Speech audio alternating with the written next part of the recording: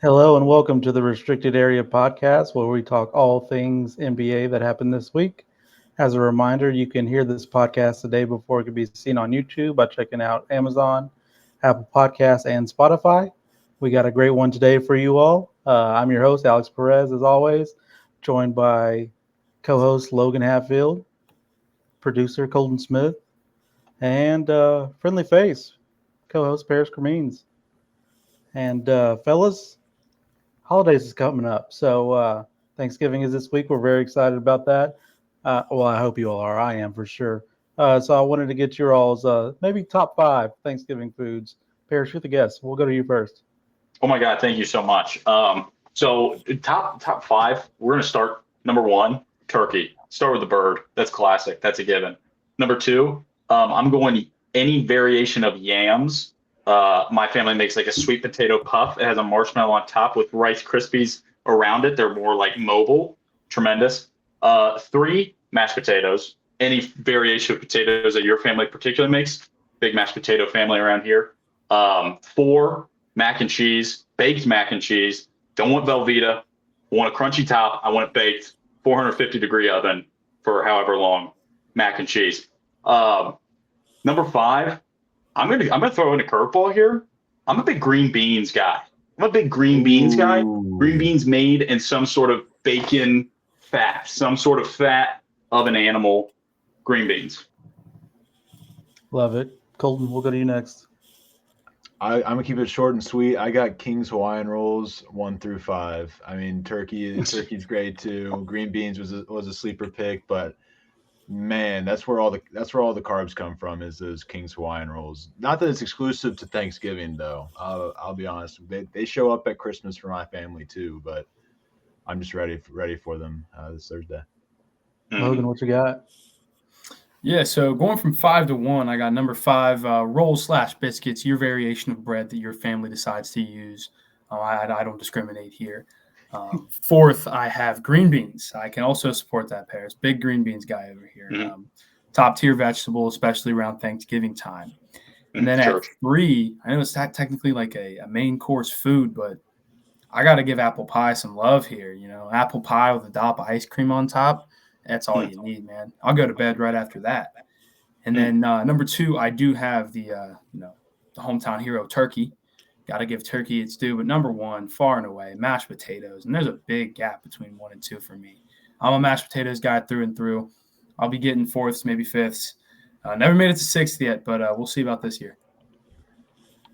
Yeah, five for me. I got the turkey. Definitely deserves to be on the list, the star of the show, but does need the dynamic duo of the gravy quite often. So not as strong as players some may think. For Hawaiian rolls, absolutely no other bread to go with besides that. An underrated player. The dinner really feels empty without it. Three, mashed potatoes. Always, sometimes also backpacked by gravy, but it's shown promise going solo. So they get the nod over turkey here. And two, I have stuffing. I mean, just an elite Thanksgiving food. Uh, love gravy on it, but it can stand alone for sure. And really, the food load manager here takes a break all year, so it really shows up on Thanksgiving. And then number one, mac and cheese. Honestly, if you put me on an island and I had one thing, it's probably mac and cheese. So it's definitely my favorite on Thanksgiving. It's a superstar. Needs no duo. It's my number one. Mm-hmm. And that will do it for the Big Bag Talk this week. We will move on to our NBA discussion. Another exciting week in NBA ball. So, what storylines stood out to you all? Paris, again, I'll go to you first. Yeah. So mine's not necessarily strictly particularly ball related, but the news broke, I believe today, that Netflix will be canceling the show Starting Five after 2 seasons. I thought this was kind of a big bummer. I was a big fan of these inside of the league shows, quarterback and Starting Five. Netflix's actual metrics won't come out probably till next year, the start of next year for this second half of the year. But third party data shows that it just wasn't performing particularly well. And I think personally, a lot of people I know aren't big fans of these docu-series. I know like Jason Kelsey just had a documentary. They feel very like puff piece-esque. But I think any any additional media into the game, any more insight into the game is a good thing for the league. So I was kind of disappointed to hear this. It kind of made me a little bit sad to hear that it was getting canceled. But a fun fact that I didn't know: Michelle Obama and Barack Obama have a production company that helped produce it. I didn't know that, and so I was like looking into it today. Michelle Obama, Barack Obama, producers on the show. I wonder if they pulled the plug. But yeah, Maybe busy people. starting five, I didn't think there would be anything that could make me like James Harden, but it did. So I cannot believe that the show got canceled, especially after this one was even better than the first one, in my opinion. Yeah, I mean, yeah. You have two of your main, I mean, people that you're following that make it to the finals. I mean, that's pretty. You can't write a storyline better than that. So, yeah, I agree. Absolutely. Exactly. Absolutely. I can't necessarily talk to it because I have not been able to watch it. I've been able to bring myself to watch Tyrese Halliburton and the Pacers' journey once again, but I'm sure I'll watch it at some point. At the end of the day, though, it is kind of sad, and it kind of adds to this whole narrative that the NBA just can't compete with the NFL. And I don't know if I necessarily agree with that, but I am kind of surprised. I thought it was doing well, but I guess because of me. It's because I didn't watch it that it's getting canceled. That's my bad. You're the guys. problem. Yep, I'm the problem. Go ahead, Logan. Yeah, selfishly, I enjoyed the second season quite a bit. I'm sure you did. It was I watched it. I watched the entire thing the first 2 days it came out. So Probably a few times. yeah, had a lot of really good content in there, a lot of really engaging stuff. But I also really enjoyed the first season. I'm not a very big Jason Tatum fan. Nothing really personal against the guy, just not one of my favorite players. But like, I learned a whole lot more about him, and getting to learn a whole lot more about Jimmy Butler as well. Like having the opportunity to maybe learn about players that you aren't super deep into and don't follow on a day-to-day basis. Now you get to like get an inside look at their lives. I thought it was great, and I was super excited to see who they were going to announce for season 3. Unfortunately, that's not going to happen. But I had high hopes. I really figured we were going to get like a Westbrook season or something. But God, either way, it's wouldn't it be awesome? But either way, I think it's a shame. I think it's a shame that after 2 seasons of something I really enjoyed, it's getting canceled. But I guess the numbers say otherwise. I will also add that tragedy. Tomahawk Productions produced it, so maybe they'll do like a Peyton's Places kind of thing, but with like maybe after LeBron retires, like a LeBron's Places, and it's a more engaging, different piece of content, different look into the NBA. But for now. Yeah. He's never retiring. But anyways, Colton, what you got? So I want to talk about the Toronto Raptors. Logan had something to say about it too. I'll keep it, I won't make it too long, but they currently have won on an 8-game winning streak, and they have won 12 of their last 13 games. They haven't really played anybody in the West, so that kind of, contributes to that. But they also are beating their Eastern Conference foes. They've beaten the Cavs 3 times. They've beaten the Sixers. They've beaten the Hawks. So, and they're not necessarily winning these games close. Like the closest game was a 2-point game against the Hornets, which I guess just happens. Everything else is by about 10 points or so. So they're keeping the teams, away with their defense and scoring really well with their offense. I think that's the big difference maker. Their defense showed flashes at the end of last season that carried over to the start of this year, but they weren't winning games. They've lost 5 in a row. They were 1-5. Yes, math. Sorry. They were 1-4 to start the year, and then they started hitting this winning streak, and it's like the offense just started clicking. Brandon Ingram is looking like a beautiful addition. Scotty Barnes isn't scoring more, but he's scoring so much more efficiently, especially from beyond the arc. He's gone from like 26, I think, percent last season to 40% as of today. So just a more efficient offense. And I think Brandon Ingram helps a lot. That takes the offensive load off of Scotty Barnes, which is what he was brought in to do. And honestly, I watched a couple of Raptors games after last episode, and I remember like questioning Ingram's defense. And while it's not stellar, it's definitely not a negative from the games I watched. I think that's just helps because of how good of a defensive team the Raptors are. So while I do think it's a little bit of fool's gold because of the teams they've played, I don't necessarily think they are pretenders in a sense, we'll find out for sure as they play some Western Conference teams here coming up. But all in all, great starts the year. RJ Barrett's also shooting well. I don't know, his stats, his percentages don't look that well, but he is averaging a good 20 points per game. Emmanuel quickly, he's not necessarily shooting the lights out yet, but I think he can shoot better than he's doing. And Jakob Pertl, how about it? 30 years old. Well, it feels like he's been in the NBA for about a decade now, just still kicking, still kicking.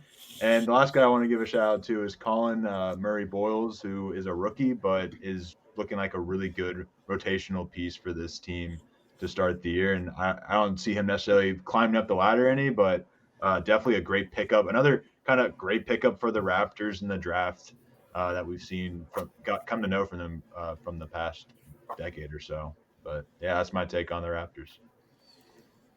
Yeah, who would have thought they would be a better passing team after Van Vliet lost? But that kudos to them for figuring it out, putting all the pieces around him there.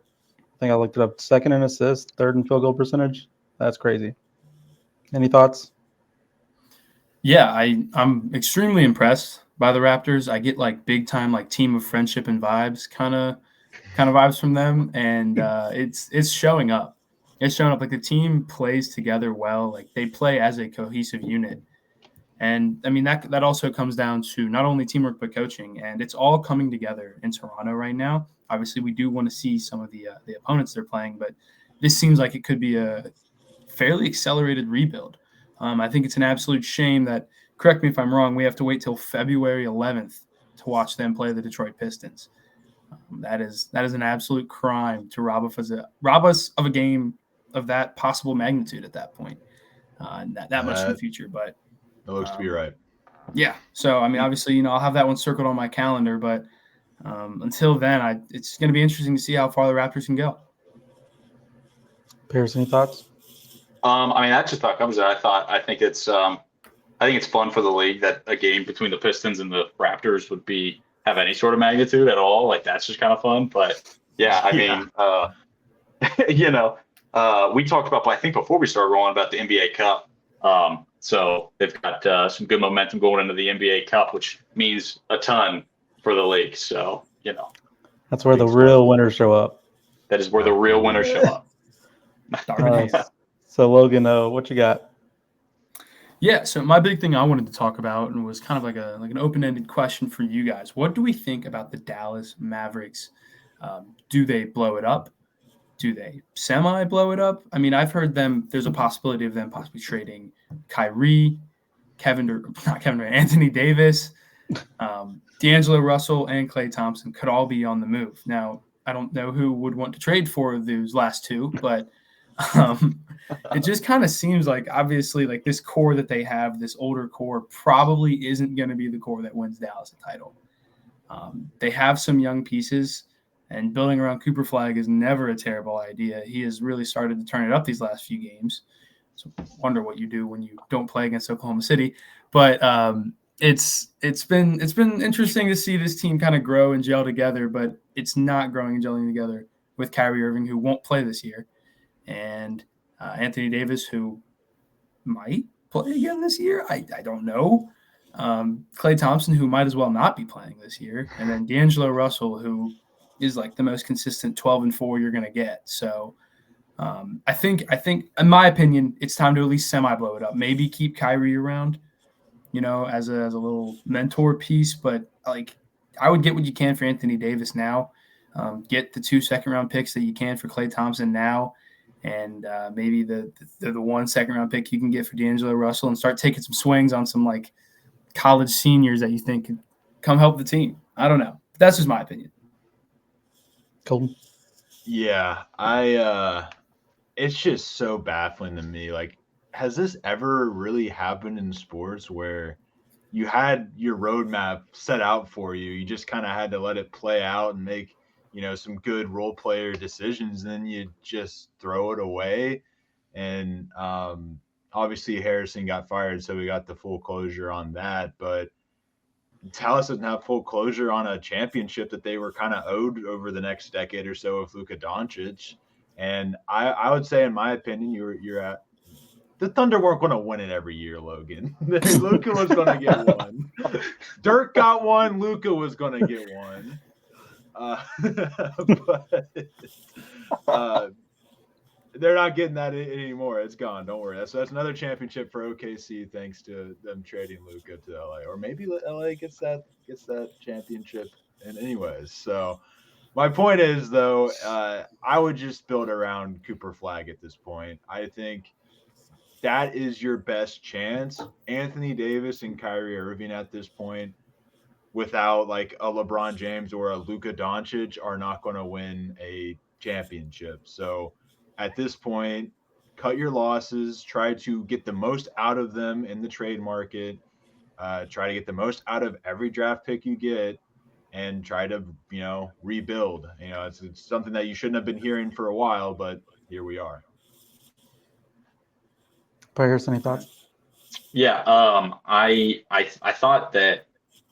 I mean, obviously, the Luka move in general is a head scratcher, but I think if you're going to make a move like that, the only thing in my eyes that makes sense is you're now like you've now made this buy-in to patience, to the fact that like, okay, we trust our general manager enough to make this monumental decision for the franchise. Let's be patient with it. Let's see how the whole plan unfolds. And then you've now fired him. So it leaves you in like this really insane. Colton, you said like, I don't know if we've ever seen anything like this before. It leaves you in this really like head scratching spot. Like if you trusted the guy enough to make a decision, like trading a franchise cornerstone, then what changed in the last year that you didn't expect to change when you traded Luka in the first place? So I'm of the mind that you just, at this point, now that you fired the GM, who must have had some plan in place that you thought that you bought into before, whatever that plan looked like, now you just have to blow it up because you're going to bring in a new guy. He's going to do his own thing. And I think the only reason you keep Kyrie is if you think you're going to contend in the next 1 to 2 years, and that's just not happening for the Dallas Mavericks. Yeah, first and foremost, a few thoughts. First and foremost, thank you, Nico Harrison. Got to say that anytime I can. Secondly, I know Klay Thompson won't be traded to the Grizzlies, so we can mark that off our list. And lastly, if they traded Klay,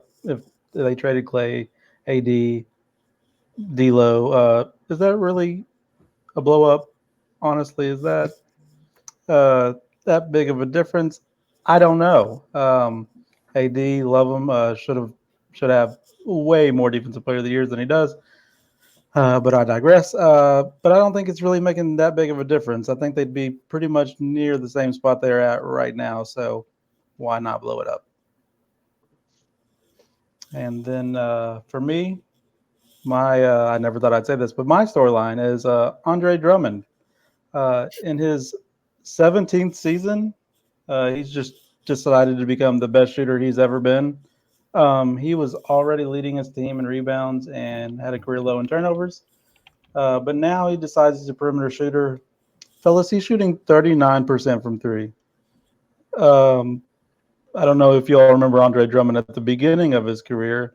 He couldn't shoot that from 3 feet away. So congrats to him for truly turning around his career, his season like this.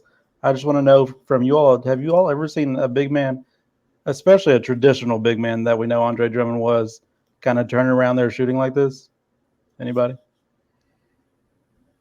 There's Marcus Gasol, right? Okay. I feel like Marcus Gasol never. Oh, what do we got here?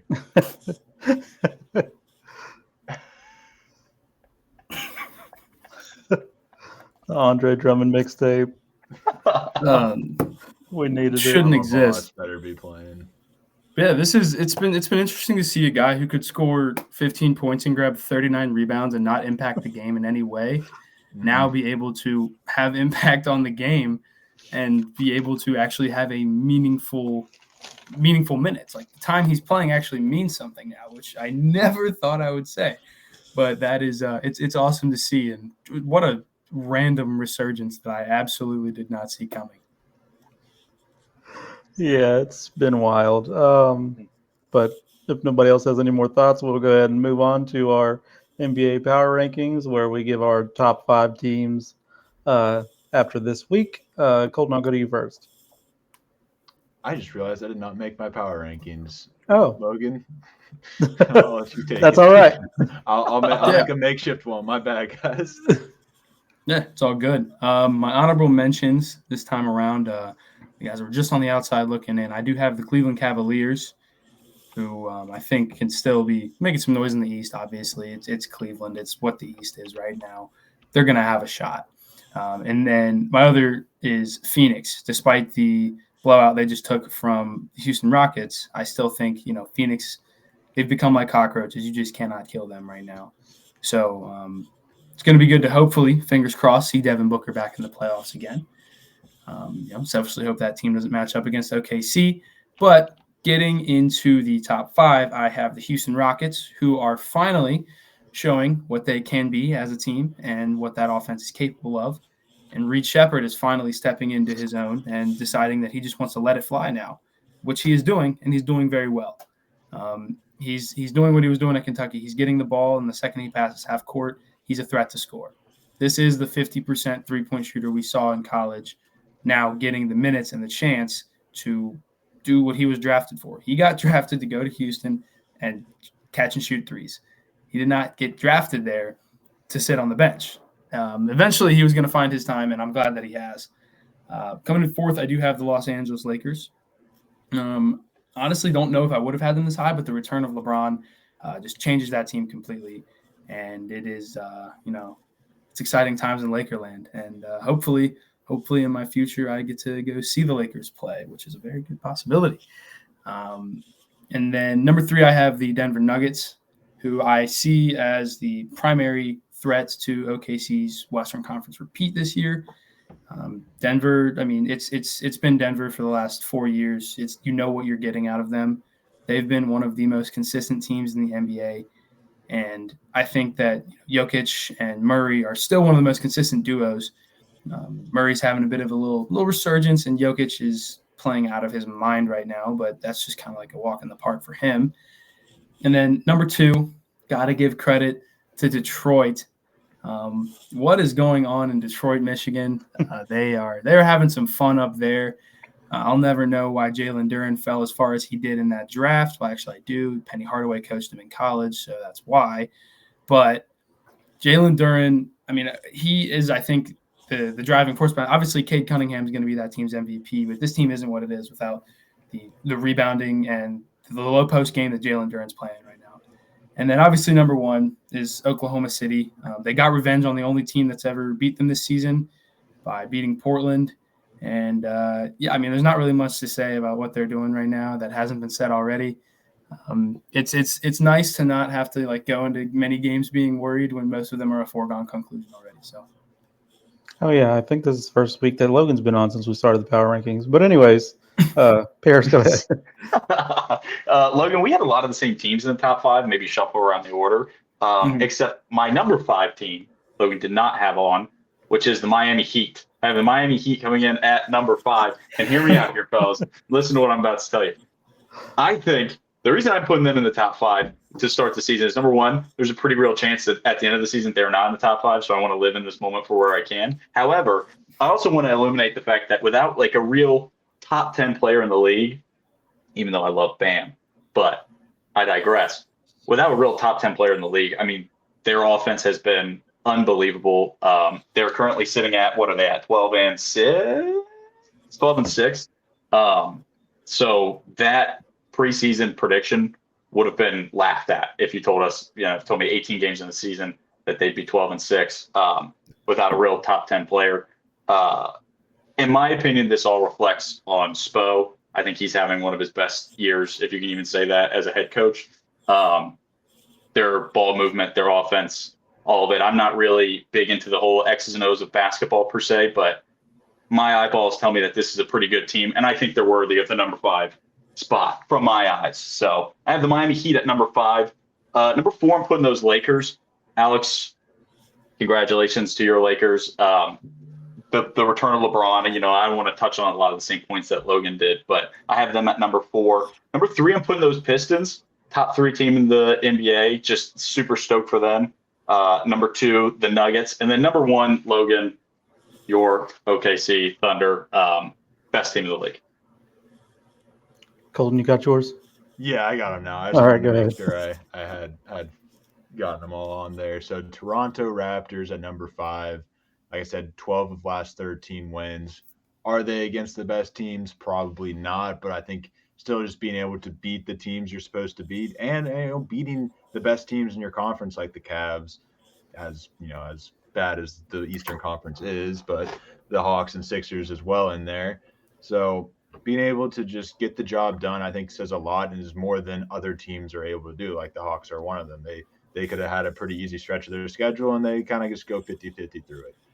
Raptors at 5, Rockets at 4. I think enough has been said about them. Their offense looks great. I didn't expect it to look this great this early. I thought it would take time for all these players to get accustomed to playing with each other, but I think for the most part, it's been a pretty seamless fit there in Houston. And then I have the Pistons at number 3, longest win streak in the NBA right now, I believe. Yeah, I think they have the Thunder just beat, but they just finding ways to win. I mean, it was pretty easy to beat the Pacers, so I mean, that's not saying too much right now. But they played some real teams in this stretch as well, and it's been fun to watch. MVP Cade is being talked about. I don't know how real it is, but you can definitely say he's going to get some votes. I think this year if he keeps up this play.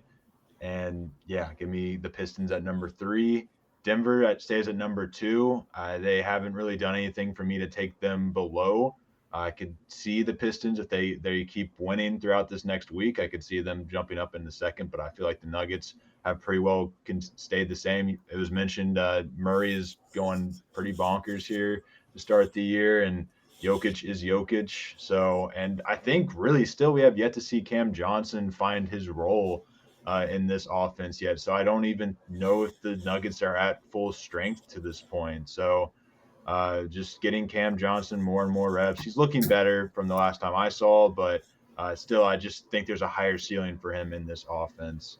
And I'm excited to see him reach that. And then OKC at number 1, we don't have to talk about it. It's just a fact at this point. Anybody who loosely follows the NBA can explain why OKC is number 1 on the power rankings. Yeah, for me, Toronto, I have at number 5. Started 1-4, and now have had the best turnaround in the league. One of the best starting lineups, in my opinion, in the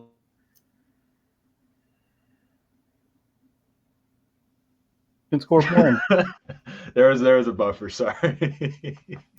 And Denver 4, 13-4. Jokic is first in rebounds and assists per game, and 5th in points per game. And they're also second in total bench points. Lakers 12-4. LeBron's back. That's all you need to say. Actually has a team around him. Best team since the bubble that the Lakers have had. Not saying much, but I do believe that's the truth. Second is the Pistons, 15-2, longest win streak at 13, and they're third in blocks per game and first in paint points. So they're really holding it down on both sides of the floor in the paint. And number 1 is OKC. They haven't lost since the Stone Age, and they're first in a whole bunch of different categories. Good for them. They are my number 1. Good for them. I second that. But now it is time for our NBA Pick'em, where we pick our winners for the week's biggest games in the association. For the first one, I have Wednesday, 7:30 p.m. on ESPN. T-Wolves and Thunder. Logan, who you got? Oklahoma City. Now give your real answer. Oklahoma City. All right, Colton, who you got? I'm so shocked that he said Oklahoma City because I also say Oklahoma City. The the Timberwolves kind of look like how they started last year, where is this really working out? Ant's doing his thing, but everyone else is just kind of there. losing Nickeil Alexander-Walker has been a pretty big loss. Has been a big gain for the Hawks and a big loss for the Wolves. And I don't know if they've really filled that void yet. Yeah, it's not looking good. And the Thunder, like they I think it was mentioned. I think Logan said it. They should just start a podcast in the fourth quarter with the starters there. So, yeah. Paris, who you got? I am also taking OKC. I think you'd be silly not to. I don't know if, like Colton said, I think Ant is a wonderful player, but for the most part, that is the Timberwolves right now, early in the season. So I don't think that that's enough for to take over the OKC Thunder. So I'm going to go with I'll take OKC. Yeah, if this was a game of starters versus starters, it might be a close game. But the Timberwolves have to send out Joe Ingles and Mike Conley to see Cason Wallace, AJ Mitchell, and Mr. Caruso. Give me OKC. And then in the second one, we have Sunday, 6 p.m.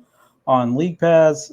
Sorry, viewers, not a lot of great national TV games this week. Raptors at Knicks. Paris, who you got? I am going to, you know what? Give me the Knicks. I'm going to take the Knicks in this one over the Raptors. No particular reason other than vibes. That's what's up. Logan, who you got? Oh man, this jumped out originally to me as an easy Knicks pick, but I think if RJ Barrett is available for this game, or even Emmanuel Quickly, they're gonna be back in the Garden spraying. So give me the Raptors. Yeah, I like that revenge arc. It's tough because I feel like the Raptors are kind of due for that. Like, okay, this you look great, but here's a contender, buddy. But I also do that revenge arc, and yeah, give me the Raptors here at the Garden. I didn't even think about the revenge arc. Even more of a reason to watch this game. Was planning to do that already, but I think it's a close matchup from the starters to the bench. So for me, I'm really looking at where it's at, and there are a few harder places to play than Madison Square Garden. So give me the Knicks in this one. And now it's time for our shooting star, where we pick our baller of the week. Colton, who you got? I got James Harden. I almost thought about making him a storyline. 55 points versus the Hornets, 31 points earlier in the week. I mean, he is playing at a really great level at a really high age. Like, I did not expect this kind of resurgence from Harden. And I kind of wanted to use this as do you see him getting moved anywhere? Like, if the Clippers season continues to be as dead in the water as it is there a team looking to pick him? I don't see how you can't at least take a shot on it. I don't know how it works with him playing winning basketball necessarily, because he is really on an island right now in LA. So he gets a lot of the shots, but he's been playing points. So I don't know. I open it up to you guys. Do you think James Harden is going to get traded? I think he likes where he's at now. I don't really see it happening. How about you all? No, I don't see it. No, I don't see it. I think the Clippers are still going to try to build something around this skeleton of a framework they have. So I think that they're going to, I mean, it just didn't make any sense. Hey, man, let's go ahead and plug all these holes we have in our team with John Collins and then see if it works. It didn't, obviously. I think everyone saw this coming with the young squad that they were building out there. But that's exactly why they won't trade James Harden. There's no reason to when you have an average team age of 33. So. Maybe they'll trade him if they can get a deal with Adam Silver to not punish Kawhi. But anyways, Logan. Yeah, mine is kind of a boring pick, but it's going to be Nikola Jokic. I'm going to do my Thunder fan duck here as I say this, but he's playing unreal right now. And if a certain someone was allowed to play in the fourth quarter, this may be a different discussion. But I mean, you can't deny what Jokic has been doing. And I am going to include his numbers from the game on the 17th in this, just because they're absurd. But these past few stat lines have just been nuts. 36, 18, and 3 on the 17th against the Bulls, 28, 11, and 12 against the Pelicans, 34, 10, and 9 against the Rockets, 44, 13, and 7 against the Kings, And then an off night in Memphis, he had 17, 10, and 16. So if that's your off night, scoring 56 fantasy points, I'll take it. But not many people in the world playing comparable basketball to him right now, so I got to give him his due. Yeah, let's see him do it against DeAndre Ayton. But anyways, I'm going to go next because I know Paris's and his is the best. So I'm going to go ahead and get mine in. LeBron James, he's back in action for year 23. Soon to put past Robert Parrish for the most games ever played. Crazy that he actually hasn't already done that, but shout out Robert Parrish. Didn't miss any games. Braun is also the first player ever to replace his son in the starting lineup, so he just continues to break records each and every year. And I'm so happy to see it done again. Paris, who you got? Okay, fellas. So for mine, I'm looking ahead. I'm looking to the week ahead, which isn't technically part of the rules, but I'm actually going Zion Williamson. He's got a big day. He's got a legacy meal happening this week. He'll be putting up a monster stat line at the Thanksgiving dinner.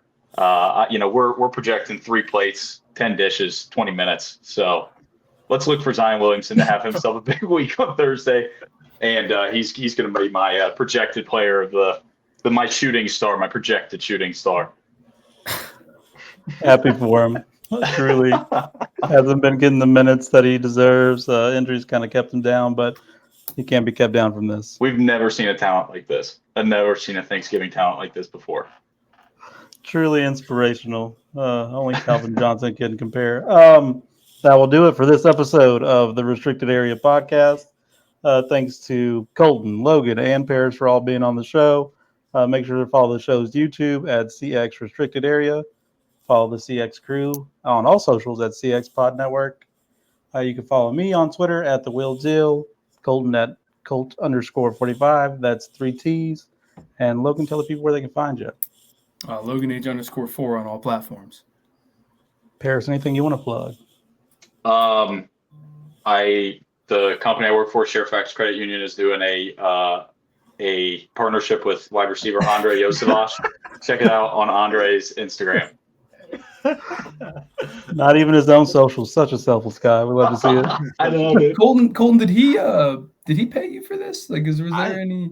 I'm doing it. It's a promo tour. The Fairfax sponsorship. Yeah, I missed that part. The direct deposit will be hitting the account soon, fellas. Okay. Don't. Yeah. We might have to use the mic if we knew Paris was going to do I that. support But anyways, this company. I support this company. I support, yes. Well, thanks for watching and listening. And until next week, like the gravy on your dinner table, be smooth. Ooh.